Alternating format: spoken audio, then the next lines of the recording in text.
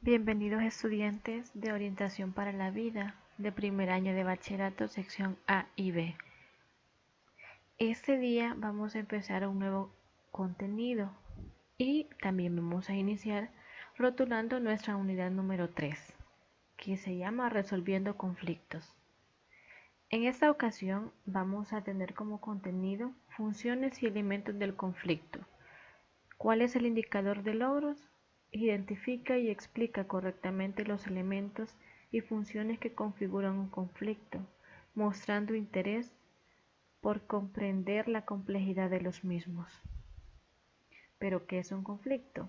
Vamos a entender por conflicto toda aquella situación problemática en donde hay un combate o antagonismo que se da entre intereses o por necesidades, valores o diferentes opiniones.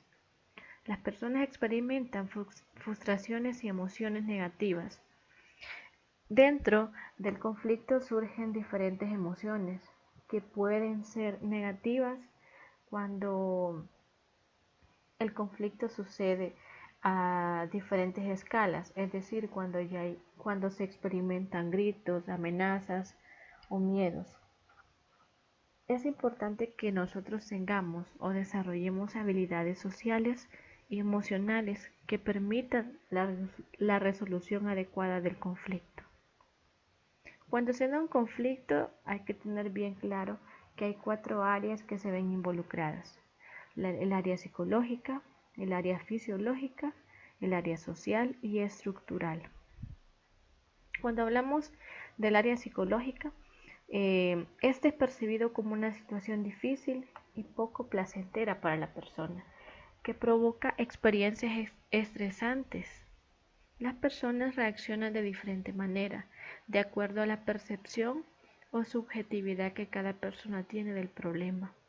Incluye también cuál es o cómo es la persona en cuanto a su personalidad. ¿Qué provocan los conflictos? Provocan frustración, ansiedad, miedos, enojos, tristezas o, en algunos casos extremos, depresión. Entonces hay que tener bien claro que en el área psicológica va a depender mucho de la percepción, la subjetividad y la personalidad de la persona. Tenemos el área fisiológica.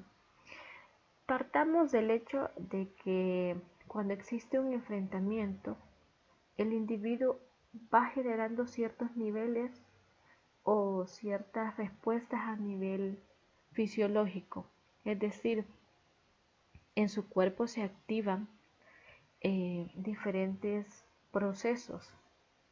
Por ejemplo, cuando se entra en la acción del conflicto, los músculos se disponen en un estado de alerta. El hígado, segrega más azúcar porque el objetivo es proporcionar más energía para la activación muscular.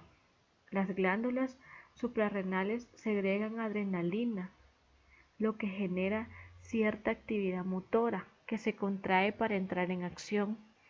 Se dilatan las pupilas para poder ver mejor. Entonces, a nivel fisiológico, hay diferentes mecanismos que se activan siempre que está la amenaza, el problema o la dificultad de conflicto.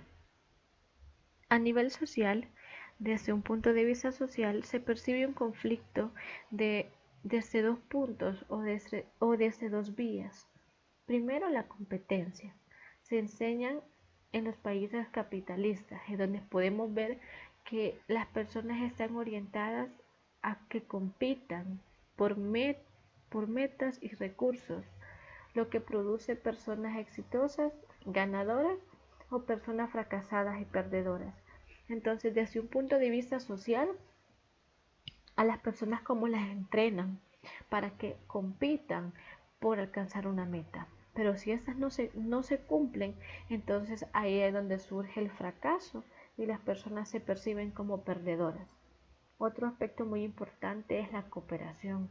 Enseña a las personas a que colaboren y ayuden a tener metas en común, que será beneficioso para todos. Es decir, surgen 2 aspectos importantes: la competencia, pero también está la cooperación, que podemos observar de que de los dos aspectos es lo que debería de predominar, o sea, que las personas cooperen para lograr y tener metas en común. A nivel estructural, la sociedad organiza a los grupos para que alcancen los objetivos en forma individual o colectiva, lo que producirá que se inicie o exista un conflicto de quién contra quién. Es decir, la misma sociedad hace que los grupos entren en conflicto. Existen dos tipos de conflictos a nivel estructural. Está el número uno, que es intencional, que es de carácter interno o individual. La persona quiere lograr el éxito mediante el fracaso de los demás. Entonces hay una intención que es bien interno. Va a depender que la persona va a buscar el fracaso de la otra para lograr el éxito. También está el aspecto estructural. Este es de tipo externa, dependiendo de cómo sean los estatus sociales y el ejercicio del poder. Dependerá si el poder es autoritario o impositivo. El conflicto así será. Es decir, depende de cómo es estructurado, depende de quién tiene el poder para decir se va a solucionar de esta o de otra forma. Entonces es bien importante que tengamos claro que a nivel estructural está el tipo de conflicto intencional, que es de carácter interno, y el nivel estructural, que es externo. ¿Cuáles son los elementos del conflicto? Hay que tener en cuenta que dentro de la estructura del conflicto hay tres elementos fundamentales, que son las personas, los procesos y los problemas. Generalmente nosotros pensamos que la causa de un conflicto es la diferencia de necesidades, intereses, metas y opiniones contrarias. Sin embargo, cualquiera de los elementos ya mencionados puede originar un conflicto. Veamos, las personas.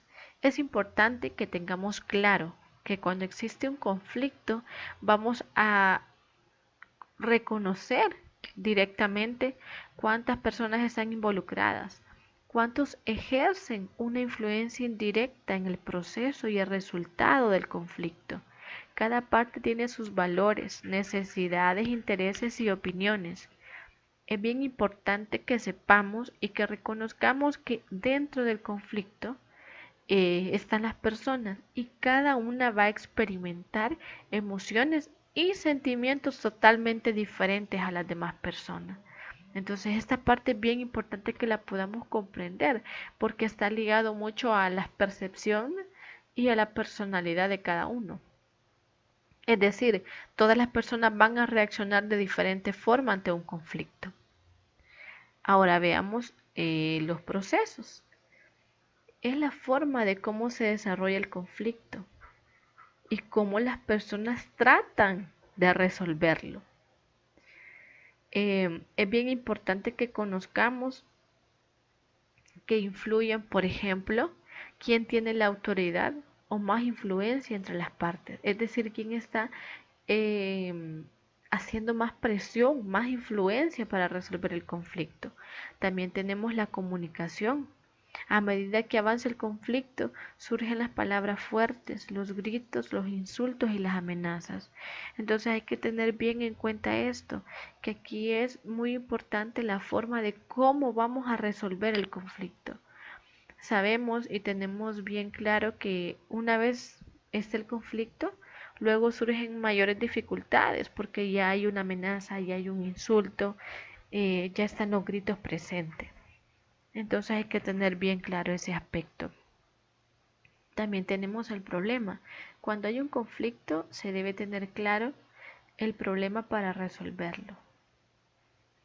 Se debe también tener muy claro las diferencias que separan. Entendemos que hay diferentes intereses, diferentes valores, que la comunicación es diferente y las necesidades también van a ser diferentes. Entonces es bien importante que lleguen a un fin común cuando se resuelve un problema. Es decir, que entre las personas el proceso sea que haya un fin común entre las partes. ¿Cuáles son las funciones del conflicto? La existencia de conflictos en la etapa de la adolescencia son parte normal del joven. Vamos a partir que los conflictos son parte de la naturaleza humana, son parte del desarrollo evolutivo de las personas. Entonces, servirán en todo caso para producir una madurez en los aspectos intelectuales, emocionales y sociales. A nivel del desarrollo de la personalidad, contribuyen a lograr un conocimiento más amplio y adecuado de la realidad.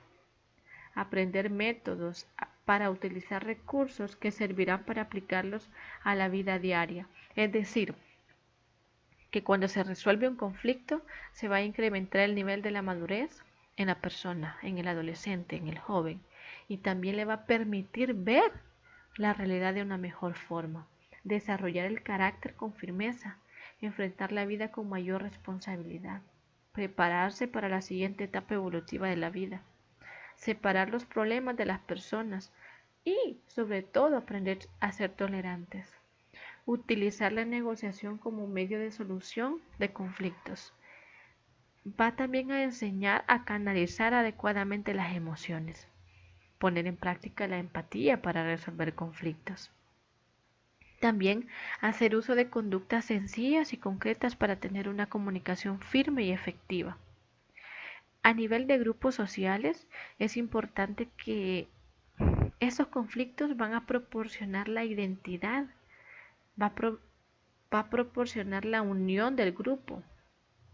Entonces, no todos los conflictos van a generar mayores problemas, sino que podemos ver que en la etapa de la adolescencia y de la juventud van a generar aspectos positivos, van a generar una madurez a nivel intelectual, o sea, a nivel cognitivo, a nivel emocional y social, le va a permitir poder desarrollar habilidades necesarias, poder ser más asertivo, poder ser más humano al poner en práctica valores como la tolerancia y la empatía. Entonces hay que tener bien clara que esas van a ser las funciones del conflicto, no solamente generar más problemas entre las personas, entre la sociedad o entre la estructura, sino que tiene funciones específicas. Recordemos que debemos anotar las dudas y solicitar orientación en la clase virtual. ¿Cuándo? El día martes a la 1 p.m. Los espero. Recuerde anotar sus dudas, recuerde empezar a realizar la guía para que la clase la podamos desarrollar. Entonces los espero en la clase del día martes.